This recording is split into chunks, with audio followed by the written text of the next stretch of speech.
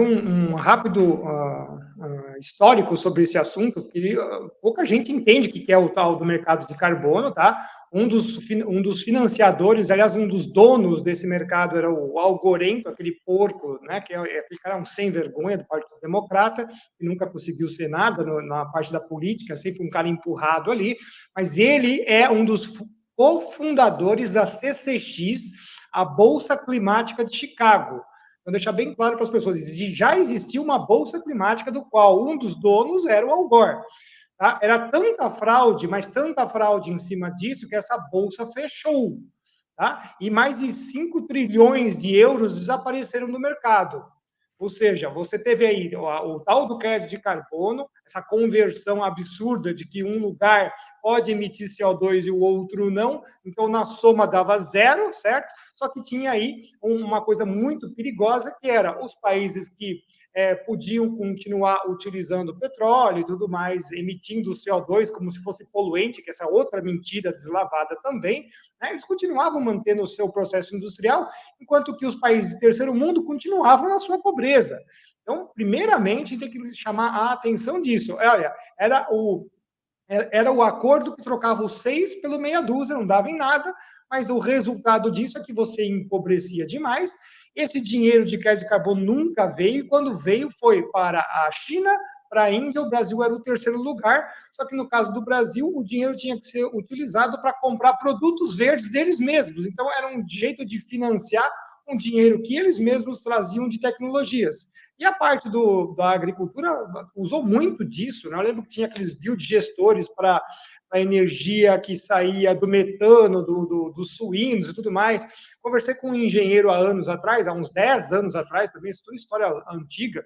Ele falou assim, olha, esses projetos deles aí, no primeiro ano, ok, tudo funcionava muito bem, muito maravilhoso, né? Vinha as coisas da Holanda, né? O país que é sede de várias ONGs ambientalistas, então vocês entendem que são os garotos propagandas deles, né? Eles vieram aqui, trouxeram esses produtos, a gente tinha que pagar com esse mesmo dinheiro, por isso que era um dinheiro fiduciário, e a partir do segundo ano já não começava mais a funcionar, 10% não funcionava, no terceiro ano já era 30% não funcionando, no quinto ano já era mais da metade das coisas não funcionavam, do quinto ano em diante o pessoal já estava abandonando o projeto, porque só para consertar aquelas coisas era extremamente caro. Então, no primeiro momento, existe a Bolsa Climática de Chicago, eles viram que isso, por ser voluntário, não pegou, não servia para porcaria nenhuma, ninguém aderia a esse negócio, né? E faliu. Quando você vem, então, com o Acordo de Paris, que é de 2015, aí eles fazem o quê? Eles tentam ressuscitar essa bolsa climática, que é feita pelo protocolo de Quioto, né? Aquela porcaria daquele protocolo de Quioto que fez aí o 6 por meia dúzia. Só que agora, como é que eles vão fazer que um 6 seja mais forte que o outro meia dúzia? Esse que é o novo passo que as pessoas não estão a entender. É criar o quê? Como o CO2 é abundante, então nós vamos agora criar uma escassez forçada, proibindo, limitando ele ao máximo de ser emitido, de forma que os títulos de CO2, nós estamos falando de títulos, igual ações, pessoal, é coisa muito ridícula que existe.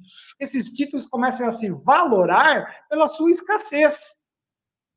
Tá? Então, é simplesmente isso. Eles estão pegando o protocolo de Kyoto e aí passam aquelas informações que eu já lancei num vídeo, que eu até comentei com a doutora Márcia, que era o INDC, né, que era os intencionais. Então, o intencional ali, a doutora Márcia, era simplesmente a armadilha.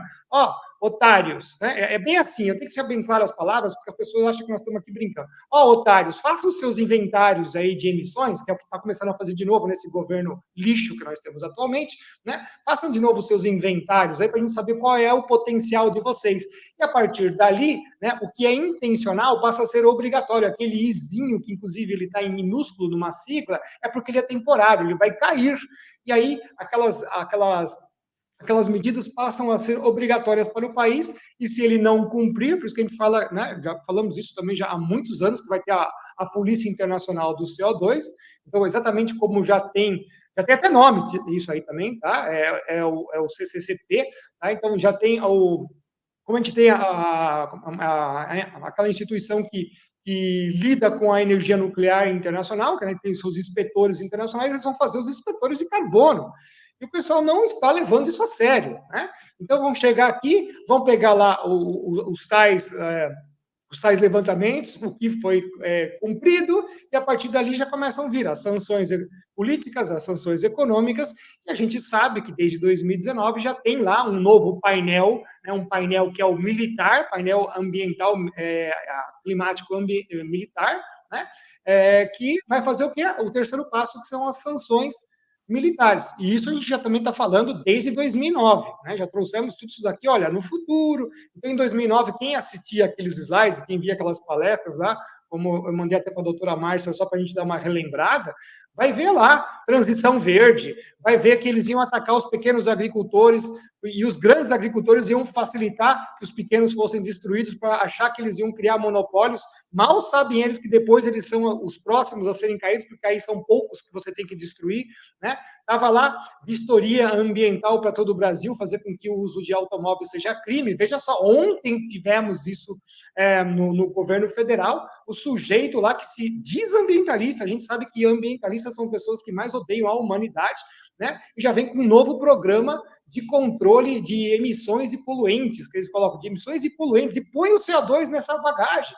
Né? Põe o CO2 nessa bagagem e está lá, já, como as vistorias ambientais. E os próprios nomes são bem sugestivos, que mostram o totalitarismo que nós estamos caminhando. Né? Aqui no estado de São Paulo, no município de São Paulo, nós tivemos a Controlar, que na época eu escrevi um artigo científico mostrando qual era o movimento financeiro dessa empresa que extorquia o cidadão paulistano em mais de R$ 1 bilhão naquela época, imagina convertendo isso para hoje, agora imagine isso a nível nacional. E agora o novo nome é Vigiar, né? Então você vê que até os próprios nomes que eles colocam mostram a intenção deles. Então, a gente está sempre chamando atenção para as pessoas que o negócio não é ambiental, o negócio não tem nada a ver com a natureza, o negócio é destruir os seres humanos, é controlar os seres humanos, é vigiar os seres humanos, é o que está aí. Né? Então, é essa aí que a primeira introdução é, tudo isso é uma fraude, por quê? Quem certifica, o certificador, começa por aí, né? Aquela máxima, né? Quem é a polícia da polícia, vale para isso aí. Quem certifica o certificador? E a gente vê que tem diversas fraudes nisso. Você emite certificados de carbono e está usando, não está nem aí, e principalmente na madeira ilegal, né? Porque os madeireiros legais são penalizados, mas os ilegais, que tem aí um monte de ONGs infiltradas e um monte de governos internacionais, aqueles mesmos canalhas que apontam o dedo para o Brasil, estão metidos nessa história. E claro que nós sabemos que tem um monte de políticos, né, muitos aí com cargos bem altos atualmente.